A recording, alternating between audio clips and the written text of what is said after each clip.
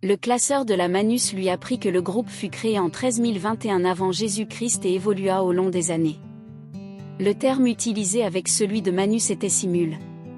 Ces factions collaboraient en partageant des informations et intervenaient parfois ensemble.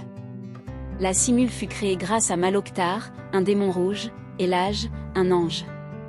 Leurs nombreuses rencontres avaient été autorisées par Satan et Dieu.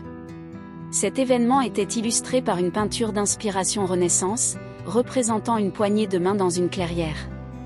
La première mission conjointe eut lieu la même année, sur Terre, pour capturer un ange déchu du nom d'Azaltan, détenteur d'informations sur des artefacts.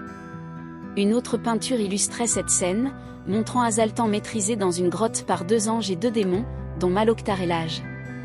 La première mission conjointe eut lieu la même année, sur Terre, pour capturer un ange déchu du nom d'Azaltan, détenteur d'informations sur des artefacts.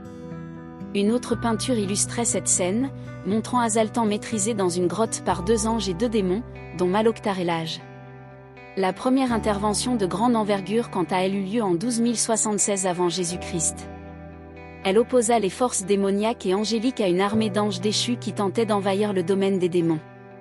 Cette bataille était illustrée par une carte militaire détaillant les positions et les mouvements des troupes.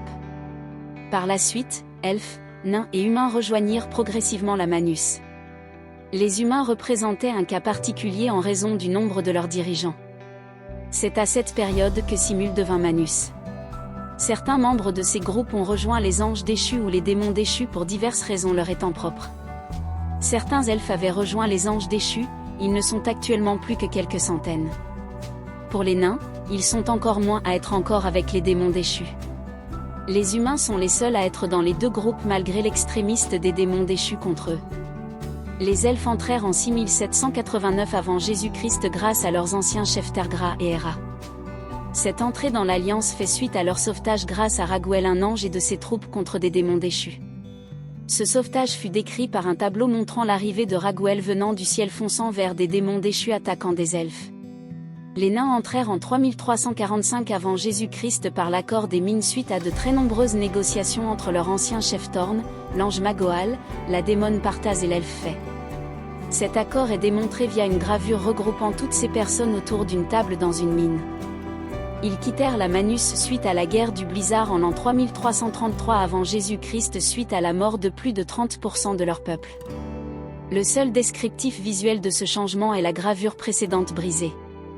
Ils revinrent dans la Manus suite à la guerre du dernier mur en 1642 après Jésus-Christ grâce à l'intervention du démon Lukna qui sauva le prince Jim et ses soldats d'une mort certaine face aux gobelins. Ces derniers sont les principaux alliés des démons déchus. Cette intervention est accompagnée d'une gravure montrant visiblement Lukna fonçant avec des nains sur des gobelins chargeant le prince Jim et ses troupes. Entre 3333 avant Jésus-Christ et 1642 après Jésus-Christ, les relations des nains et la Manus étaient quand même bonnes avec du commerce, du partage d'informations en échange de contrepartie. Néanmoins, les nains ne pouvaient pas rejoindre la Manus sans un accord officiel. Par contre, cela n'empêchait pas certains de rejoindre officieusement la Manus et des écoles de la Manus. Si cela se savait, ils étaient bannis à jamais de la cité-mère. Cette punition fut levée avec le retour du peuple nain dans la Manus. Pour les humains, le premier peuple entier à les rejoindre fut les Grecs en 1254 avant Jésus-Christ puis d'autres se joignirent et certains quittèrent la Manus pour différentes raisons comme la succession au pouvoir ou encore des trahisons. L'ensemble des pays de l'Organisation des Nations Unies font partie de la Manus ainsi que certains groupes d'humains. Toutes ces adhésions sont décrites par différentes peintures. L'ensemble de ces parties interviennent dans des conflits de plus ou moins grande envergure que ce soit en y participant physiquement ou en partageant des informations. L'histoire de la Manus fut marquée par de nombreuses tensions entre les races, menaçant parfois la dissolution du groupe, mais le renforçant à chaque crise. Lucia prenait des notes tout en lisant, listant des questions à poser à Léo ou à d'autres. Un passage indiquait que les factions de la Manus ne pouvaient intervenir dans des conflits internes à une même race, sauf si les anges déchus ou les démons déchus en étaient responsables. Les principales tensions eurent lieu après la guerre du Blizzard avec le retrait des nains et la perte de nombreuses troupes dont 99% des démons blancs. Ils s'étaient sacrifiés pour permettre le retrait des troupes. Cette guerre est montrée dans les classeurs via des vitraux avec des démons blancs gelés.